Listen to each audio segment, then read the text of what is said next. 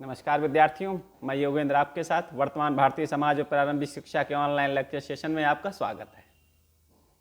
विद्यार्थियों, हम शैक्षिक विचारधाराओं के संदर्भ में आदर्शवाद विचारधारा पर चर्चा कर रहे हैं। इससे पहले हमने आदर्शवादी शिक्षा के उद्देश्य, शिक्षा का अर्थ और आदर्शवादियों के अनुसार पाठ्यक्रम विधियाँ बिंदु को कंप्लीट किया है। उन्हीं विधियों में आगे बढ़ते हुए हम ये चर्चा और जोड़ना चाहते हैं कि आदर्शवादी विद्यार्थी की अनुक्रिया और अनुकरण को बहुत महत्वपूर्ण स्थान देते हैं।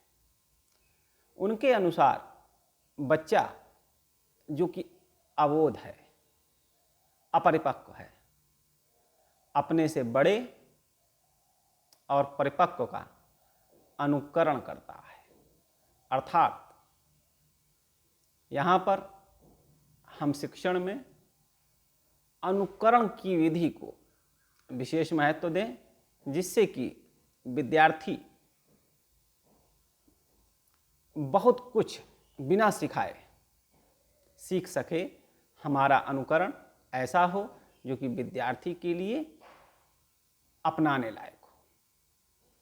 इससे आगे विद्यार्थियों हम चर्चा करेंगे आदर्शवादी शिक्षक की। आदर्शवादी विचारधारा शिक्षक के संदर्भ में क्या अपेक्षा करती है कि शिक्षक कैसा होना चाहिए। आदर्शवादियों ने शिक्षक को बहुत महत्वपूर्ण स्थान दिया है। यहाँ तक कि शिक्षक को ईश्वर तुल्य माना है। लगभग वैसे ही जैसे दोहा कि गुरु गोविंद दोऊ खड़े काके लागो पाए, और बलिहारी गुरु आपने गोविंद दियो बताए। अर्थात कि मेरा जो ईश्वर से परिचय है वह गुरु के द्वारा कराया गया है। अर्थात जब दोनों मेरे सामने आ गए, गुरु और ईश्वर, तो मैं अपने गुरु को वंदन करूंगा, क्योंकि ईश्वर से परिचय, ईश्वर की अनुभूति मुझे गुरु ने कराई है। तो गुरु का स्थान पहले है। इसी संकल्पना को आदर्शवादी भी, ऐसी ही विचारधारा आदर्शवादियों की है। उन्होंने शिक्षक को बाग के माली से उपमा करते हुए ये माना है कि जैसे बाग की छोटी पौध की रक्षा माली के द्वारा की जाती है और प्रत्येक पौधा अपने अपने नियमों के अनुसार बढ़ता है। जैसे तुलसी का पौधा अपने नियम से बढ़ेगा और नींबू का पौधा अपने नियम से बढ़ेगा। दोनों को एक ही बाग में रखा गया, दोनों को एक ही माली के द्वारा संरक्षित किया गया, सेवा की गई, अपितु दोनों की विशेषताएं अलग अलग हैं, दोनों के लक्षण अलग अलग हैं, लेकिन माली एक ही है। तो ये आप अपनी कक्षा में भी पाएंगे कि आप अपने स्तर से प्रयास करते हैं, अपितु आपके बच्चे अपनी अपनी क्षमताओं के हिसाब से, बच्चे से अर्थ विद्यार्थी, स्टूडेंट, अपनी अपनी क्षमताओं के हिसाब से आगे बढ़ते हैं। आदर्शवादियों ने इसी प्रकार से शिक्षक के लिए कुछ विशेष गुणों की कल्पना की है, जैसे कि सदचरित्र। सबसे पहला कि अध्यापक जो हो वह सदचरित्र हो, भ्रष्टाचार मुक्त हो, ईमानदार हो, अनुकरण के योग्य हो, अपने विषय पर उसकी गहरी पकड़ हो और अन्य विषयों का उसे सामान्य ज्ञान भी हो। आदर्शवादी इसी क्रम में स्वाध्यायी हो। कितनी बढ़िया बात, वह स्वाध्ययन करने वाला हो। विद्यार्थियों, मैं अध्यापक की कल्पना इस संदर्भ में करता हूं कि अध्यापक वह है जिसका अध्ययन व्यापक है। जिसका अध्ययन व्यापक है, विशाल है। यदि स्वाध्यायी नहीं है, आदर्शवादी उसे स्वाध्यायी कह रहे हैं, यदि उसका अध्ययन व्यापक नहीं है तब वो अध्यापक नहीं है, नौकर है। नौकर नौकरी कर रहा है, नौकरी मिल गई है, नौकरी कर रहा है। लेकिन अध्यापक बनने के लिए अध्ययनशीलता का होना अति अनिवार्य है। जो अध्यापक ताउम्र फॉर लाइफ विद्यार्थी बना रहता है वह सफल अध्यापक माना जाएगा।